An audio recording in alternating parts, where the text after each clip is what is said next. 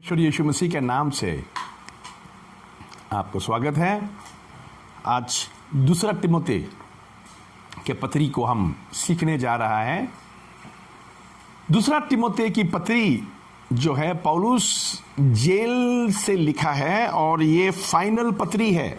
इसके बाद पौलुस की क्या होने वाला है, पौलुस कुछ अपने आप को भी पता नहीं है, क्योंकि हो सकता है पौलुस जेल से छूट जा सकता है या पौलुस को कत्ल कर सकता है वहाँ की सरकार। तो यहाँ इस बातों को हम परमेश्वर की वचन में गौर करेंगे आपके साथ। तो यहाँ हम क्या देखता है, दूसरा तिमोथी की पुस्तक में पौलुस रोम में एक और बार कैद था। हो सकता है ये बार कैद जो है प्रेरितों की 28 अध्याय में जो पौलुस आखिरी बार वहां एक घर में कैद था, वो जेल में नहीं घर में कैद था, इसीलिए वो तिमोथी को भी बुला रहा था, आओ मेरे साथ टाइम गुजारो। वो घर से बाहर जा नहीं सकते थे और वहां लोग आके उसको मिल सकता था, जा सकता था, मगर पौलुस को उसकी किराया वाले घर जहां वो रहते थे, हम पढ़ेंगे प्रेरितों की 28 अध्याय 30 और 31 आयत। और वो पूरे 2 वर्ष अपने भाड़े के घर में रहा और जो उसके पास आते थे उन सब से मिलता रहा और बिना रोक टोक बहुत निडर होकर परमेश्वर के राज्य का प्रचार करता और प्रभु यीशु मसीह की बातें सिखाता रहा। अभी हो सकता है वो घर की कैद में हो और वो घर की कैद में उसके बाद पौलुस को सजाए मौत दिया गया था। अभी इस कैद के समय में पौलुस के मन में काफी दुख भी था, क्योंकि उसको जो ट्रायल में कोर्ट में ले जाता था वो उसकी फेवर में बहुत कम था। उसको मालूम है उसकी खिलाफत जो हो रहा है अच्छा नहीं हो रहा है और उसके मन में काफी व्याकुल था उस समय। तो उसकी सबसे करीब उसकी आत्मिक बेटा जिसको हम कहते हैं तिमोथी, हम पढ़ेंगे दूसरा तिमोथी 1 अध्याय के 2 आयत। प्रिय पुत्र तिमोथियुस के नाम परमेश्वर पिता और हमारे प्रभु यीशु मसीह की ओर से तुम्हें अनुग्रह और दया और शांति मिलती रहे। हाँ, उसने बोला पिता और पुत्र का रिश्ता है, उसका पुत्र का रिश्ता है तिमोथी। अब ये तिमोथी कौन है? ये तिमोथी को पौलुस ने जवानी की उम्र में मिला। उसकी माँ का नाम है यूनस, उसकी नानी के नाम है लोइस। हम पढ़ेंगे 5 आयत। अब मुझे तेरे उस निष्कपट विश्वास की सुधि आती है जो पहले तेरी नानी लोइस और तेरी माता यूनिके में थी और मुझे निश्चय हुआ कि तुझ में भी है। तेरी माता यूनिके और नानी लुइस, उनके अंदर में बिना कपट की विश्वास, सिंसियर फेथ, जब बाइबल अंग्रेजी में लेता है सिंसियर फेथ, बिना निष्कपट की विश्वास, एकदम सिंपल प्रभु में। वो पौलुस ने इस बच्चे तिमोथी को जवानी से वचन में शिक्षा दे के लाया था, इसीलिए बेटे जैसे थे। और पौलुस बताता है तुम्हारे माँ यूनिके और तेरी नानी लुइस, उनका भी विश्वास ऐसा ही था, बिना निष्कपट का विश्वास। माँ और नानी बहुत इंपॉर्टेंट रोल प्ले करता है बच्चों के जीवन में। कल मैं मेरे बेटी के साथ थोड़ा बातचीत हुआ और मेरा पत्नी ने मेरा बेटी के साथ भी बात हुआ, बेटी की बेटी से भी बात हुआ, तो सुनाई देता है मेरी दोती अपने नानी की बहुत बड़ा तारीफ करता, अपनी नानी की खूब तारीफ और माँ की भी। इसके माने क्या है? बच्चों के अंदर में नानी और माँ जो है बहुत बड़ा रोल प्ले करता है। माँ और नानी सच्चा वचन सिखाने वाला हो, बच्चों की विश्वास बढ़ जाता है। जैसे मूसा की माँ ने मूसा को वचन सिखा के बड़ा किया। मूसा के जीवन में मूसा की माँ की शिक्षा के कारण मूसा बना। आपके साथ देखना चाहूंगा दूसरा इतिहास 22 अध्याय उसके 2 और 3 आयत में। यहां एक माँ जो अपने बेटा को बेटा राजा है, उस राजा बेटा को गलत शिक्षा दिया। मैं देखेंगे आपके साथ दूसरा इतिहास 22 अध्याय की 2 और 3 आयत।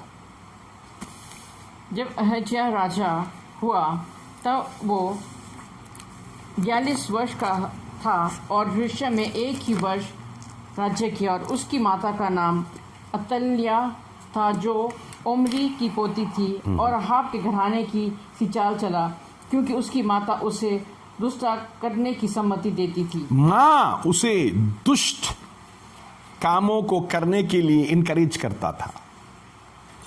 ये देखिए, गलत माँ की बच्चा क्या होता है? 1 साल ही राजा हुआ, राजा 1 साल का ही राजा बना मगर 1 साल का ही, क्योंकि माँ ने गलत शिक्षाएं देके बच्चे को गलत काम कराया। या देखिए, बहुत लोग, बहुत माँ और नानी अपनी जिम्मेवारी से हट जाता है, दूर रहता है। उन्हें मालूम नहीं है बच्चों के जीवन में वो क्या इम्पार्ट करता है, क्या डालता है, उनको मालूम नहीं है। यहां हम देखते हैं नानी लुइस और माँ यूनिके की तारीफ पौलुस कर रहा है, क्योंकि उनके द्वारा उनके बेटे में बिना निष्कपट के विश्वास आया। आज बहुतों का अंदर में विश्वास तो है मगर बिना निष्कपट का नहीं है। तो यहां हम आपके साथ देखेंगे 6 आयत, 1 अध्याय के 6 आयत।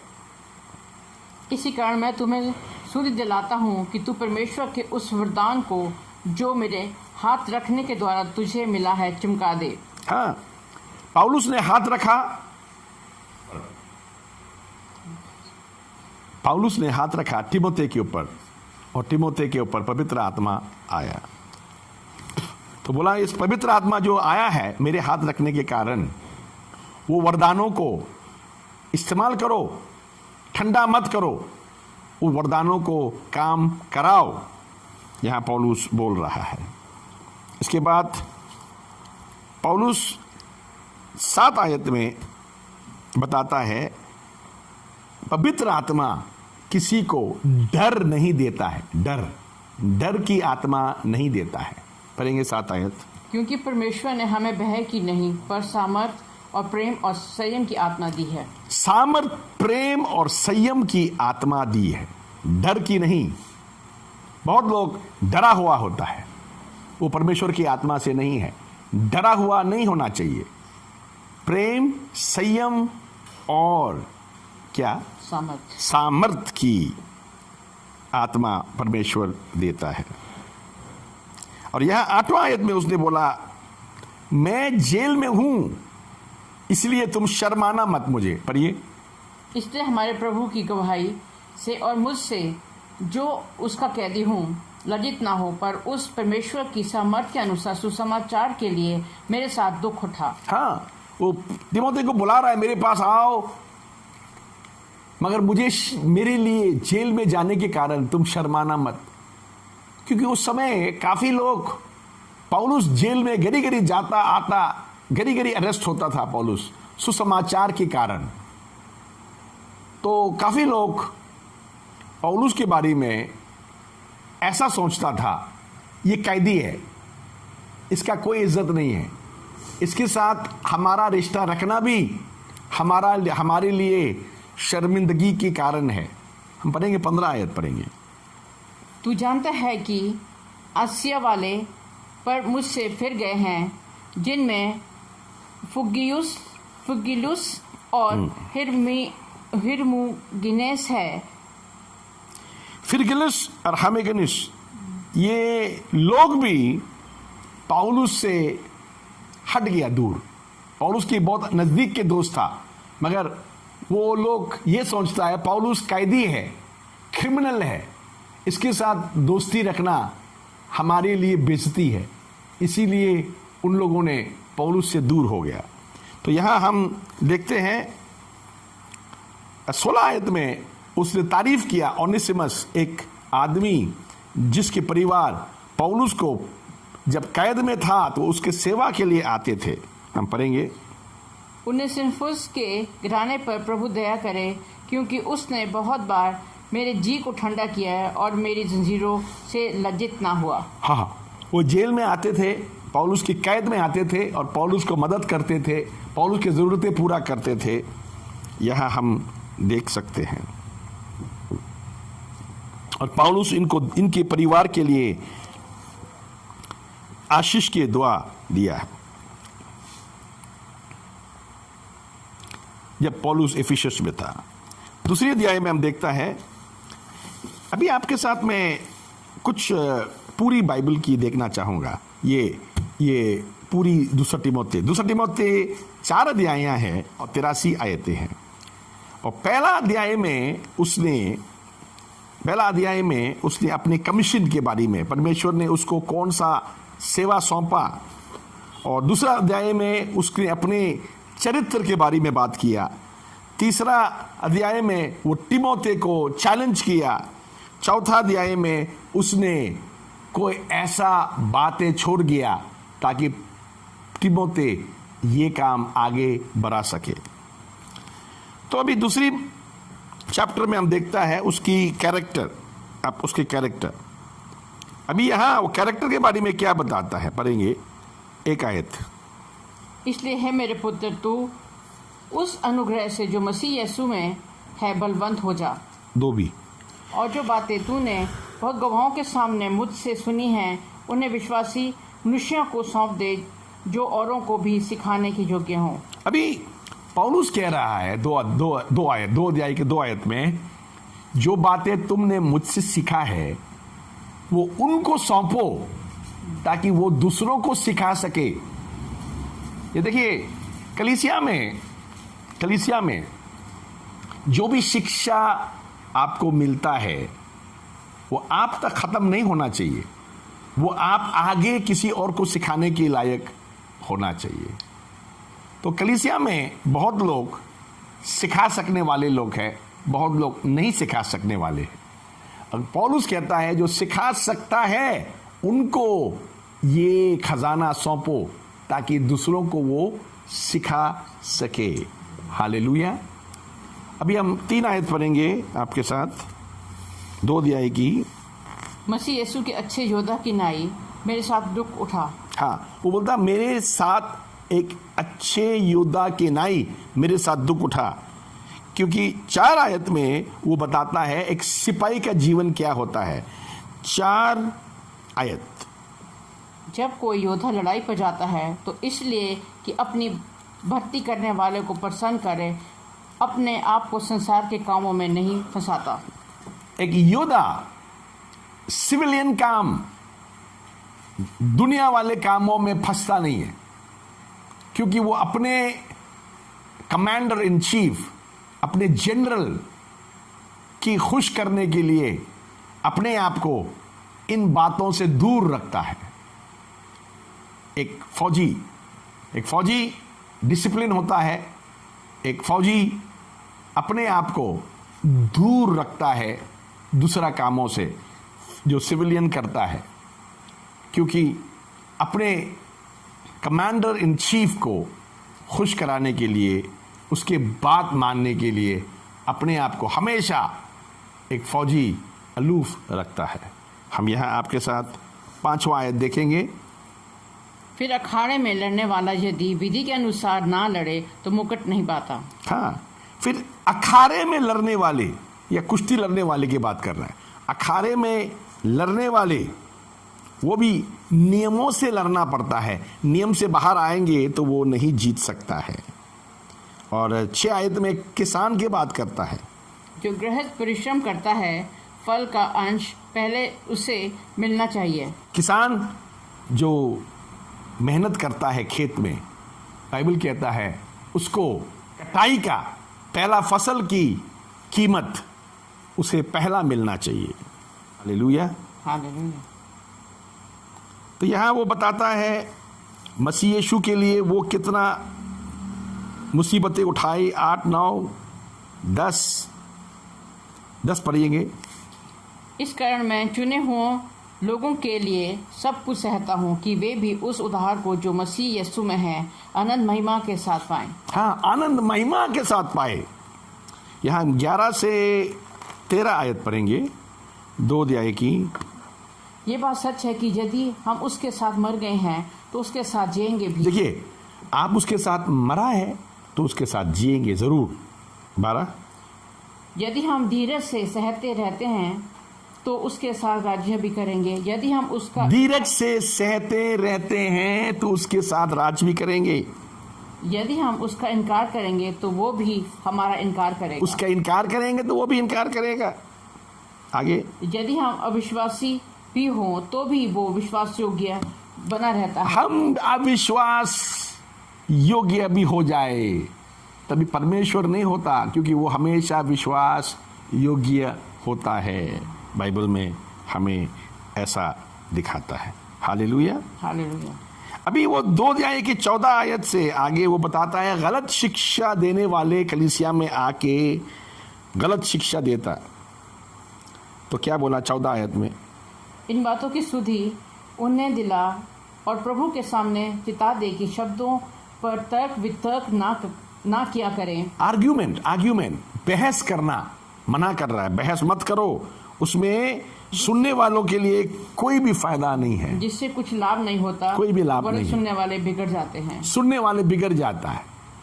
बहुत लोग कलीसिया में भी बहस तहस करना अच्छा लगता है, मगर बाइबल मना करता है बहस ना करो। बहस करेंगे तो सुनने वाले बिगड़ जाएंगे। यहाँ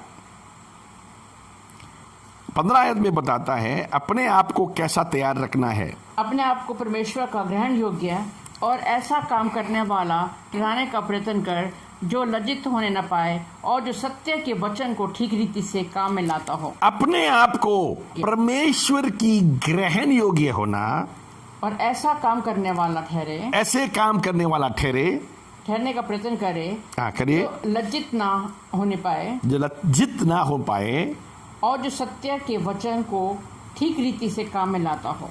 सत्य की वचन, परमेश्वर का वचन को ठीक रीति से काम में लाने वाले बनने के लिए हमें सिखाता है। हालेलुया। गलत मानी देने का नहीं, सही मानी देने के लिए। इसीलिए 16 आयत में बताता है दूर रहो। पर अशुद्ध बकवाद के से बचा रहे, क्योंकि ऐसे लोग और भी अभक्ति में बढ़ते जाएंगे। अभक्ति में बढ़ते जाएंगे। और 17 आयत कहता है उनकी शिक्षा भी गैंग्रीन जैसा, पढ़ेंगे, और उनका वचन सड़े घाव की नाई फैलता जाएगा। सरे घाव, आपको मालूम है सरे घाव क्या करना पड़ता? गैंग्रीन होने से क्या हो जाता? पैर काटना पड़ता है, टांग काटना पड़ता है। जहां सरे घाव है वहां पूरा काम खराब हो जाता है। तो वो ये ऐसा शिक्षा जो है सरे घाव के मानी है, बू आ रहा है, सड़ गया है, टांग या हाथ या क्या जो भी है वहां वो कट जाएगा, सरे घाव जैसा फैलेगा। लिखा 18 आयत, जो ये कहकर कि पुनरुत्थान हो चुका है सत्य से भटक गए हैं और कितनों के विश्वास को उलट पुलट कर देते हैं। हाँ, वहां गलत शिक्षा सिखाने वाला भी है। पुनरुत्थान हो चुका है, अभी होने वाला नहीं है। तो यहाँ उसने 19 आयत में ऐसा लिखा है, तो भी परमेश्वर की पक्की नींव बनी रहती है परमेश्वर की पक्की नींव बनी रहती है और उस पर ये छाप लगी है उस पर ये छाप लगती है कि प्रभु अपनों को पहचानता है प्रभु अपनों को पहचानता है और जो कोई प्रभु का नाम लेता है जो कोई प्रभु का नाम लेता है अधर्म से बचा रहे। अधर्म से बचा रहे। 20 और 21 आयत में वो यहाँ बताता है अपने आप को शुद्ध करना जरूरत है। अपने आप को शुद्ध करने की जरूरत है। बहुत लोग मसीह में तो आता है, अपने आप को शुद्ध नहीं करता है, जैसा जीवन है ऐसा ही चलता है। यहाँ कहता है अपने आप को शुद्ध करना। क्यों शुद्ध करना? शुद्ध करेंगे तो मालिक की इस्तेमाल करने की लायक रहेंगे। गंद रहेंगे वो इस्तेमाल नहीं होगा। बहुत लोग प्रार्थना तो करता है मुझे इस्तेमाल करो प्रभु, मगर उनके जीवन शुद्ध नहीं करता है। या 22 आयत में 2 अध्याय की 22 आयत में लिखा है दौड़ जाओ भाग जाओ। कहाँ भागना? किससे भागना? 2 अध्याय की 22 आयत। जवानी की अभिलाषाओं से भाग। जवानी की अभिलाषाओं से भाग। और जो शुद्ध मन से प्रभु का नाम लेते हैं उनके साथ धर्म और विश्वास और प्रेम और मेल मिलाप का पीछा कर। Hallelujah hallelujah. और 23 आयत पर मूर्खता और अविद्या के विवादों से अलग रहे क्योंकि मूर्ख और अविद्याओं के अनपरों के जैसा न करो। हाँ जी, क्योंकि तू जानता है कि उनमें झगड़े होते हैं। फालतू बातें झगड़ा में ख़त्म करता है। तो फालतू बात नहीं करना बहुत फ़ायदामंद है जहाँ झगड़ा नहीं होगा। 24 आयत पढ़ेंगे। अब प्रभु के दास को झगड़ालू होना ना चाहिए। परमेश्वर के दास को झगड़ालू होना नहीं चाहिए पर सबके साथ कोमल। परमेश्वर के दास झगड़ालू नहीं होना चाहिए। हालेलुया। आजकल का परमेश्वर का दास लोग झगड़ा करने में नंबर 1 है। झगड़ा करने में बाइबल कहता है परमेश्वर का दास झगड़ालू नहीं होना चाहिए। हालेलुया। यहां हम 26 आयत देखेंगे। और इसके द्वारा उसकी इच्छा पूरी करने के लिए सचेत होकर 25-26 दोनों पढ़ेंगे। और विरोधियों को नम्रता से समझाए, क्या जाने परमेश्वर उन्हें मन फिराव का मन दे। विरोधियों को नम्रता से समझाए, क्या जाने परमेश्वर उनको पश्चाताप करने की मन दे कि वे भी सत्य को पहचाने। हालेलुया। और इसके द्वारा उसकी इच्छा पूरी करने के लिए सचेत होकर शैतान के फंदे से छूट जाए। परमेश्वर का इच्छा पूरा करने के लिए शैतान की मर्जियों से, शैतान की चाल से छुटकारा मिले। 3 अध्याय हमें बताता है पौलुस ने तीमुथियुस को अपने पास आने के लिए चैलेंज दिया। यहाँ बताता है जो लोग दुनिया में है, हम पढ़ेंगे 1 से 2। पर ये जान रख कि अंतिम दिनों में कठिन समय आएंगे, क्योंकि मनुष्य अपस्वार्थी, लोभी, डींगमार, अभिमानी, निंदक, माता पिता की आज्ञा टालने वाले, कृतघ्न, अपवित्र, माया रहित, क्षमिता, दोष लगाने वाले, संयमी, कठोर, भले की बैरी, विश्वासघाती, डींग, घमंडी और परमेश्वर के नहीं वरन सुख विलास ही के चाहने वाले होंगे। हाँ। वे भक्ति का भेष तो धरेंगे पर उनकी शक्ति को ना मानेंगे। ऐसों से परे रहना। हालेलुया। ऐसों से परे रहना। किन से परे रहना? उनकी चाल परमेश्वर का चाल नहीं है। भक्ति की देखने से भक्ति का जैसा तो लगता है, मगर उसकी सामर्थ्य को इनकार करता है। इनसे दूर रहना बोलता है बाइबल कहता है, इनसे दूर रहना। हालेलुया। क्योंकि ये लोग कभी भी सच्चाई को पहचान नहीं सकते। 7 आयत में पढ़ेंगे। और सदा सीखती तो रहती है पर सत्य की पहचान तक कभी नहीं पहुंचती। बाइबल खोलेंगे, नोट लिखेंगे, मगर समझ में आएंगे नहीं। और ऐसे भी बहुत लोग हैं, जैसे 8 आयत में दो नाम बताया है, जेनस और जम्बर्स। हाँ, और पढ़िए। जैसे यूनेस और जम्ब्रेस हाँ, ने मूसा यूनिस का और विरोध किया। यूनेस और जम्ब्रे विरोध किया था, वैसे ही ये भी सत्य का विरोध करते हैं। मूसा की विरोध किया था, जम्ब्रेज और यूने। हालेलुया। ये तो ऐसे मनुष्य हैं जिनकी बुद्धि भ्रष्ट हो गई है और वे विश्वास के विषय में निकम्मे हैं। हाँ, इसीलिए 9 आयत कहता है ये लोग कभी आगे नहीं बढ़ेंगे। पर वे इससे आगे नहीं बढ़ सकते, क्योंकि जैसे उनकी अज्ञानता सब मनुष्य पर प्रकट हो गई थी, वैसे ही उनकी भी हो जाएगी। अब अभी तिमोथी को पौलुस बोलता है ये काम सौंप रहा है। 10 आयत 10 और 11।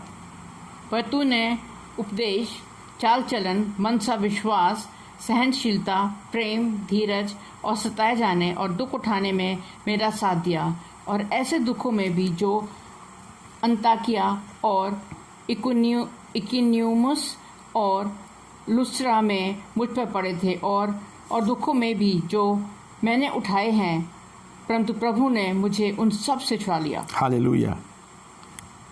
समय समय पर होता है। दुख उठाने का समय है तो छुटकारा के समय भी होगा परमेश्वर के दासों के लिए। इसीलिए 12 आयत में उसने बोला जो परमेश्वर की रास्ता में चलता है थोड़ा दुख तो होता ही है। पर जितने मसीह यीशु में भक्ति के साथ जीवन बिताना चाहते हैं, वे सब सताए जाएंगे।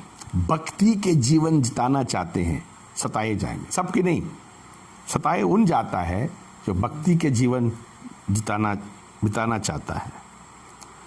और यहाँ आपके साथ 13 आयत में ये अंतिम दिनों की हालात की बात कर रहा है। 13 आयत। और दुष्ट और बहकाने वाले दुष्ट और बहकाने वाले धोखा देते हुए और धोखा खाते हुए बिगड़ते चले जाएंगे। दुष्ट और गलत लोग धोखा देते हुए भी, धोखा खाते हुए भी। जो धोखा देता है वो धोखा खाएगा जरूर। तो बाइबल कहता है धोखा देते हुए, धोखा खाते हुए चले जाएंगे। पौलुस कहता है तिमोथी को 15 और 16 आयत।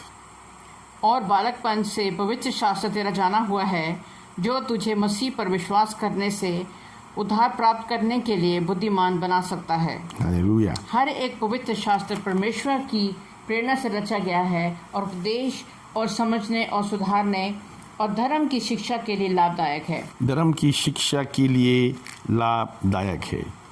यहाँ 4 अध्याय में पौलुस ये बातों को छोड़ के जा रहा है। यहाँ पढ़ेंगे 3 आयत, 4 अध्याय के 3 आयत। क्योंकि ऐसा समय आएगा कि लोग खरा उपदेश ना सह सकेंगे, पर कानों की खुजली के कारण अपने अभिलाषाओं के अनुसार अपने लिए बहुत तेरे उपदेशक बटोर लेंगे। यहाँ लिखा है कानों की खुजली के कारण। मतलब खुजली के सब कब होता है? जो बातें वो सुनना चाहता है, ऐसा बातें कोई बोले, अपने मन की पसंद की बातों को लोगों करे। परमेश्वर की बात जो कड़क और कठिन है वो नहीं सुनना चाहेंगे आप अमीर होने वाला है, आप तरक्की करेंगे, आप ये होंगे, आपको फ्रिज मिलेगा, आपको मोटरसाइकिल मिलेगा। ये बातों को सुनना चाहता है, अपने फायदा की बातें। तो प्रचारक भी ऐसे ही चुनता है, ऐसे प्रचार करने वाले।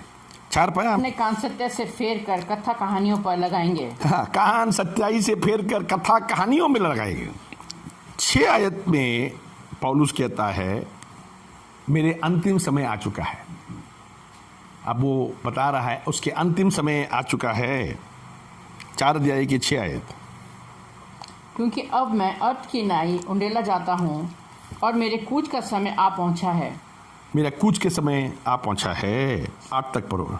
मैं अच्छी कुश्ती लड़ चुका हूँ। मैंने अपनी दौड़ पूरी कर ली है। विश्वास की रखवाली की है। भविष्य में मेरे लिए धर्म का वो मुकुट रखा हुआ है, मुकुट मिलने वाला है, जिसे प्रभु जो धर्मी और न्यायी है मुझे उस दिन देगा, और मुझे ही नहीं वरन उन सब को भी जो उसके प्रकट होने को प्रिय जानते हैं। हमारे जिंदगी में एक बात ये भी है, जब शुरू सेवा में हम किसी को पसंद करता है, किसी को नहीं पसंद करता है, किसी के साथ हमारा रिश्ता अच्छा है, किसी के साथ हमारा रिश्ता खराब है। आप मुझे ये बताओ, क्या पूरी जिंदगी हम नफरत करेंगे? देखना चाहेंगे यहाँ पौलुस 11 आयत में, 4 अध्याय की 11 आयत में मार्क के बारे में क्या कह रहा है। केवल लूका मेरे साथ है, मरकुस को लेकर चला आ, क्योंकि सेवा के लिए वो मेरे बहुत काम का है। उधर मार्कुस को भी लेके आओ, मार्कुस सेवा के लिए काम का है। और यही मार्कुस के खिलाफ था पौलुस। प्रेरितों की 15 अध्याय 37 और 38 आयतों में पहला, मार्कुस को पौलुस नहीं मानता था। तब बरनबास ने यूहन्ना को, जो मरकुस कहलाता है, बरनबास ने यूहन्ना, जिसको मार्कुस कहलाता है, साथ लेने का विचार किया। साथ लेने का विचार किया। परंतु पौलुस ने उसे जो पंफुलिया में उनसे अलग हो गया था और काम पर उनके साथ ना गया, साथ ले जाना अच्छा ना समझा। कभी सेवा में ये लोग पौलुस को छोड़ के चले गया था, तो पौलुस इसको नहीं मानते थे, तो पौलुस बोलता है इसको मत ले आओ। सो ऐसा घंटा हुआ कि वे एक दूसरे से अलग हो गए और बरनबास मरकुस को लेकर जहाज पर कुप्रोस को चला गया। बरनबास मार्कुस को ले लिया, पौलुस बिना मार्कुस का चले गया। एक जमाना था मार्कुस के कारण अपनी जानी दोस्त बरनबास, रसूल बरनबास के साथ पौलुस का अलग हो गया। मगर अभी अंत की समय में हम यहां देखता है, हाँ जी, हम यहां आके देखता है 11 आयत में बोलता, मार्कुस को ले आओ, मेरा काम वाले आदमी है वो। 11, केवल लूका मेरे साथ है, मरकुस को लेकर चला आ, क्योंकि सेवा के लिए वो मेरे बहुत काम का है। देखिए, आदमी के जीवन में हमारे पुराना ख्यालात जीवन के अंतिम समय में बदल जाता है। आज आप किसी को माफ नहीं करता, कल को माफ कर देंगे आप जिसको आप सोचता आपका दोस्त नहीं है, कल आप उसको सोचेंगे आपका दोस्त है। समय हमें सिखाता है, समय हमारा गुरु है, हमें समझा देता है, सिखा देता है। यहां हम आपके साथ काफी खिलाफत करने वाला अलेक्जेंड्रा 14 पढ़ेंगे। सिकंदर ठठेरे ने मुझे तो बहुत बुराइयां की है। सिकंदर ठठेरे ने पौलुस के खिलाफ बहुत काम किया। प्रभु उससे उसके कामों के अनुसार बदला देगा। बोलता प्रभु बदला देगा, मैं बदला नहीं लूंगा इसका। और 16 आयत, मेरे पहले प्रत्युत्तर करने के समय में किसी ने भी मेरे साथ नहीं दिया, वरन सब ने मुझे छोड़ दिया था। भला हो कि इसका उनको लेखा देना न पड़े। हाँ, पौलुस के प्रचार में उसको कोर्ट में ले गया और जो भी फैसला करा रहा है, पहली बार जो पौलुस को जवाब देना था, उस समय बहुत लोगों ने पौलुस को छोड़ के चले गया, समझा ये कैदी है, इसके साथ रिश्ता रखना हमारा बदनामी है। 18 आयत, और प्रभु मुझे हर एक बुरे काम से छुड़ाएगा और अपने स्वर्गीय स्थान में उद्धार करके पहुंचाएगा। उसी की महिमा युगान युग होती रहे, आमीन। हालेलुया। अभी 4 अध्याय की 19 से 22 आयत में पौलुस कह रहा है ग्रीटिंग्स, सबको शालोम कह रहा है। हम पढ़ेंगे 19 से 22 और ख़त्म। प्रिस्का और अक्विला को और उनेसिमुस के घराने को नमस्कार। इरास्तुस कुरिन्थियों में रह गया और त्रुफिमुस को मैंने मिलेतुस में बीमार छोड़ा है। जाड़े से पहले चले जाने का प्रयत्न कर। यबुलुस और पुदेस और लिनुस और अलोदिया और सब भाइयों का तुझे नमस्कार। हालेलुया, प्रभु तेरी आत्मा के साथ रहे, तुम पर अनुग्रह होता रहे। हालेलुया, तुम पर अनुग्रह होता रहे। हालेलुया। हालेलुया। ये है दूसरा तिमोथी के पत्री।